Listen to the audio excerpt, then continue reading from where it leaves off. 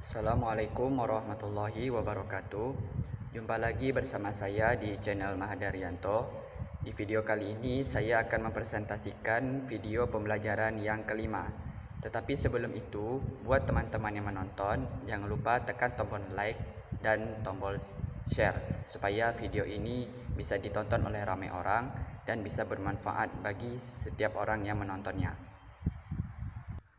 Baiklah, di video ini saya akan membahas yaitu tentang mengenal bakat dan minat. Sebelum itu, kita akan membahas dulu apa pengertian bakat dan minat itu sendiri. Bakat merupakan potensi yang dimiliki oleh seseorang sebagai bawaan sejak lahir yang masih perlu dikembangkan untuk dilatih untuk mencapai suatu kecakapan, pengetahuan, dan keterampilan khusus. Seseorang yang berbakat memiliki kemampuan belajar dengan tempo yang relatif pendek dibandingkan orang lain, namun hasilnya justru lebih baik.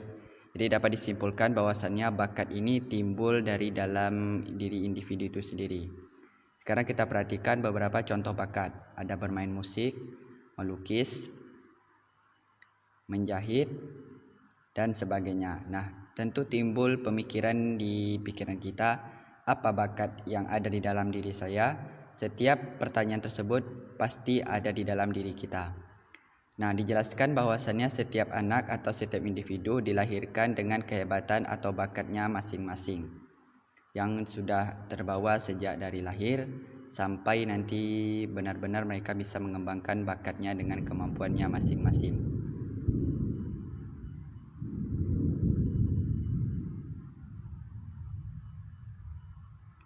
Nah, selanjutnya yaitu pengertian minat. Minat merupakan aktivitas atau tugas-tugas yang membangkitkan perasaan ingin tahu, perhatian, dan memberi kesenangan atau kenikmatan. Minat dapat menjadi indikator dari kekuatan seseorang di area tertentu, di mana ia akan termotivasi untuk mempelajarinya dan menunjukkan kinerja yang tinggi.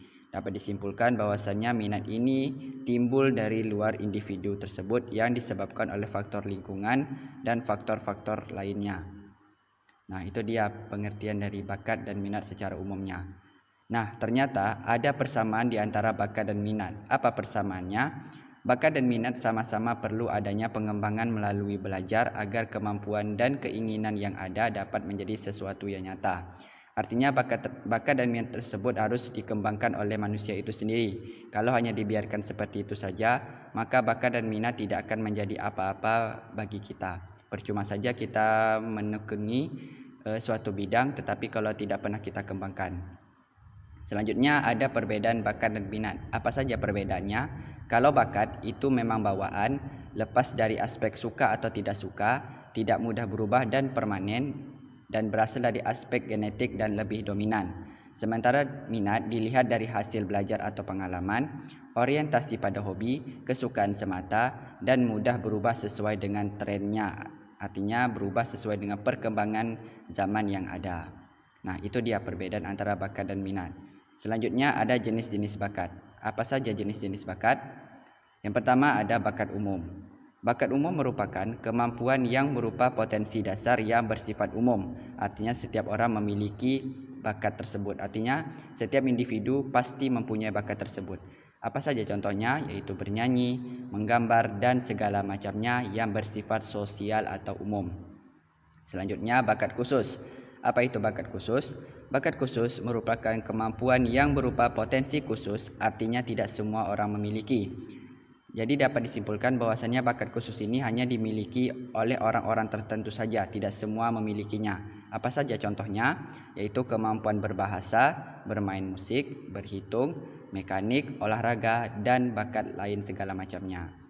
Ada juga bakat khusus yang lain, yaitu yang pertama ada bakat verbal, bakat numerikal, bakat skolastik, bakat abstrak, bakat mekanik, dan segala macamnya. Ada macam-macam minat.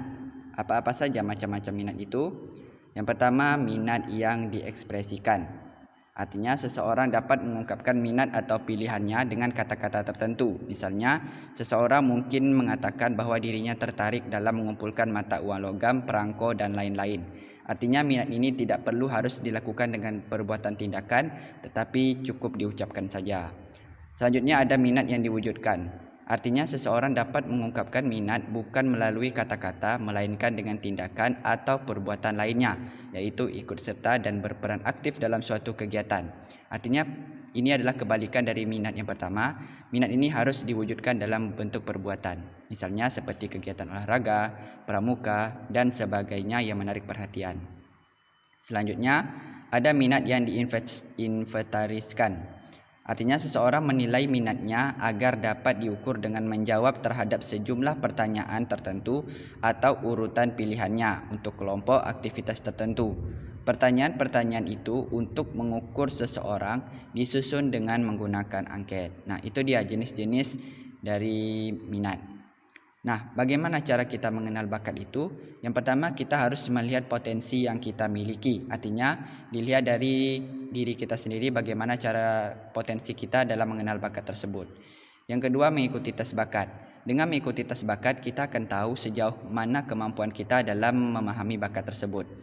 Yang ketiga, memadukan antara potensi dan tes bakat.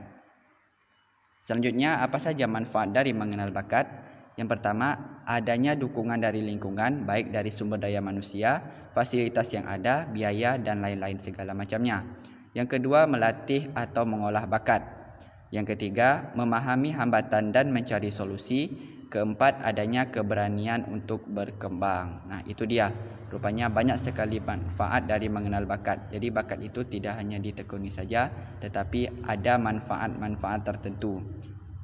Jadi untuk itu seseorang yang berbakat pasti harus memahami manfaat dari bakat tersebut. Yang selanjutnya yaitu cara mengembangkan bakat. Nah, apa saja cara-caranya? Yang pertama, untuk mengetahui potensi diri. Yang kedua, untuk menentukan karir. Ketiga, untuk mengembangkan profesi. Keempat, untuk merencanakan aktivitas. Dengan adanya bakat, potensi diri kita akan lebih terlihat. Yang kedua, dengan kita mengembangkan bakat, karir kita akan juga terlihat. Yang ketiga, untuk mengembangkan profesi. Dengan adanya bakat, profesi kita nanti akan lebih jelas dan lebih terlihat oleh semua orang. Yang keempat, untuk merencanakan aktivitas. Dengan adanya bakat, kita bisa beraktivitas dengan bakat-bakat yang kita miliki. Nah, sekian dulu penjelasan saya untuk mengenal bakat dan minat. Terima kasih atas perhatiannya. Saya ucapkan terima kasih.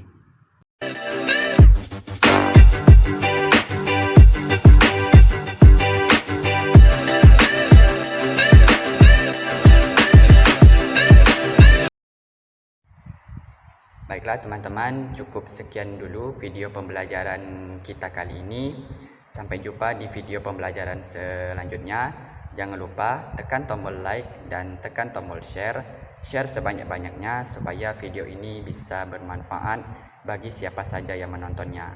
Saya akhiri, wabillahi taufik wal hidayah. Assalamualaikum warahmatullahi wabarakatuh.